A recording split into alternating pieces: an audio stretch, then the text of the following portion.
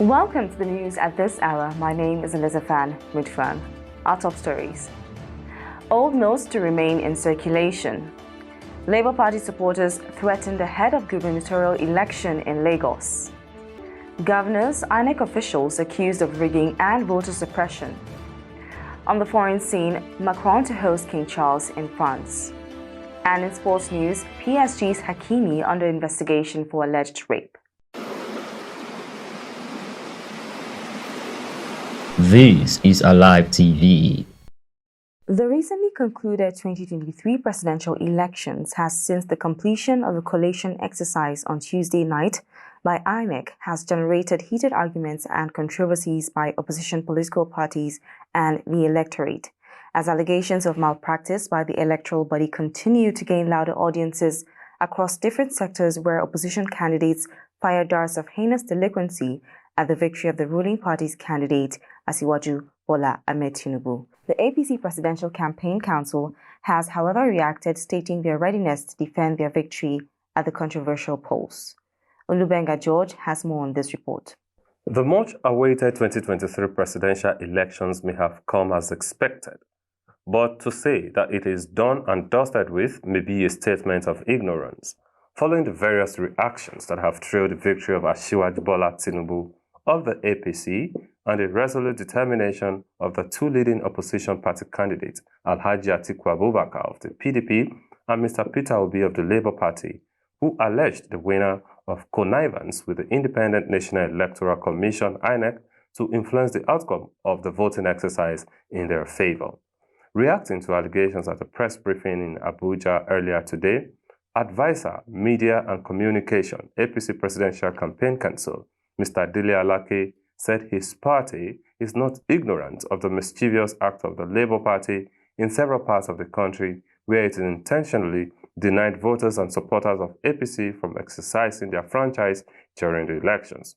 He also accused the two candidates of trying to incite the Nigerian people so as to cause chaos that will disturb the peace of the country. Yeah, you know, when Festus was telling us about the atrocities and irregularities that took place in the southeast, I forgot to let you know that we actually have an ocular example of such irregularities and, in fact, violence that was visited on one of our candidates for the House of Representatives in Anambra State. And the woman is here. She's standing right before you.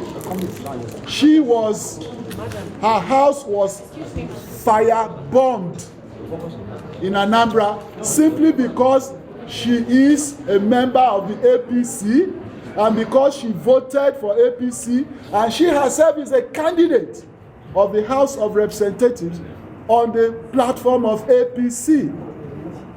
Her house was completely burnt and her family driven away in Anambra by the Labour Party terrorists. Also speaking to newsmen at the event, Femi Fani Kayode, spokesperson of the APC Presidential Campaign Council, began by saying that Labour Party candidate Peter Obi is an incorrigible liar. He, however, maintained that the People's Democratic Party came into the presidential race a loser, having lost key members of the party to internal crisis. Peter Obi is an incorrigible liar is a fact. But quite apart from that, we have to understand that the PDP, which is the real focus that I have to say, that I have to focus on, are a castrated machine, totally and completely castrated. They came into this election, as Dele said, without all their limbs intact.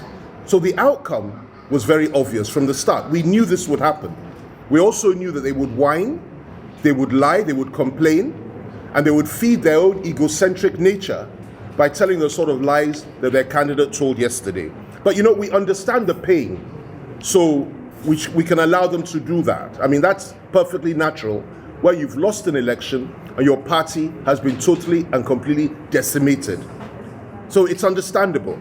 What I think is something that we just cannot forgive is the attempt to incite Nigerians, because there is an attempt to incite Nigerians against INEC and against this result and against our candidate. This is unacceptable. To get on national TV and quote and say that our candidate was described as a drug baron in a foreign land is utterly shameless.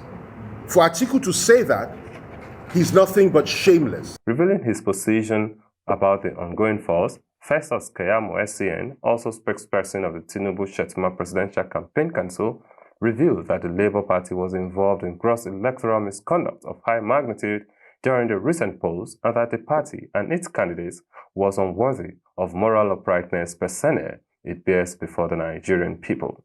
I just posted some results now on my Twitter handle to go and check so that you can see the evidence.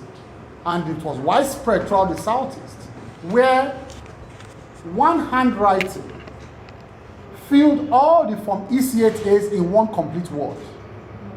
One particular handwriting. What that means is that voting took place or did not take place, and they went to somebody's house to fill all the Form EC8As. One handwriting. Go and check. And these are people who are coming, and pretend to be on the moral high ground. And so when you see him face the cameras with a straight face, pretend to break down to cry, and hoodwink, unfortunately, really, younger ones who don't know him and don't know his history. I mean, we shudder at the level of deceit. According to provisions of the Electoral law, all oppositions who wish to challenge the victory of the APC have 3 weeks to make their cases before relevant authorities designed to attend to electoral matters of this nature in Nigeria. In the coming days, however, it only remains to be seen what the outcomes of the opposition's allegation will mean for the swearing-in of Asiwaju Ahmed Tinubu on the 29th of May as the substantive president of the Federal Republic of Nigeria. Olubenga George, reporting for Alive News. An unidentified man has taken to social media in a video that has gone viral. In the video, the staunch supporter of the All Progressives Congress governorship candidate, simply dressed and speaking in pidgin English, went on a 31-second rant addressing the general public. He makes outright threats to everyone who has the intention to vote for the Labour Party gubernatorial candidate. Following Peter Obi's performance in Lagos during the presidential elections, his supporters have vowed to replicate the same gesture for the governorship candidate, Gbadebo Roads People. 4 sitting governors and top officials of the Independent National Electoral Commission, INEC, have been accused of election rigging and voter suppression.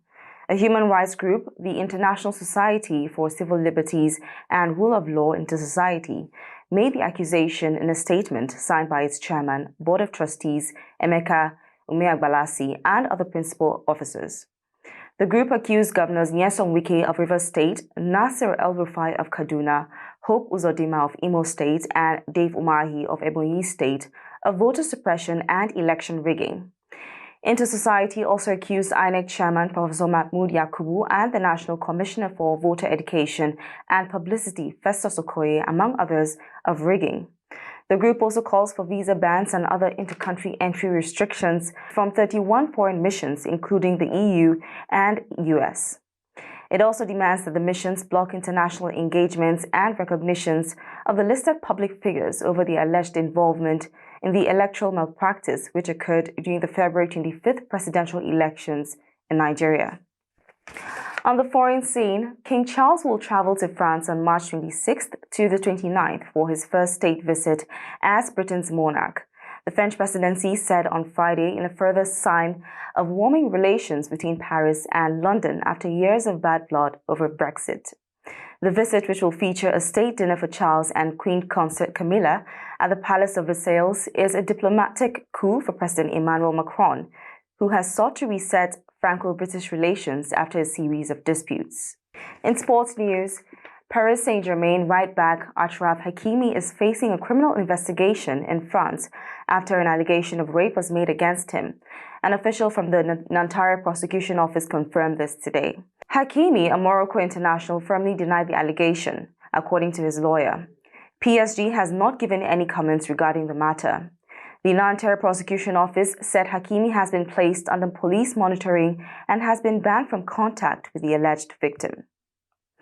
And with that, we've come to the end of the news at this hour. Once again, my name is Elizabeth Fan Mutfang. Thank you for watching.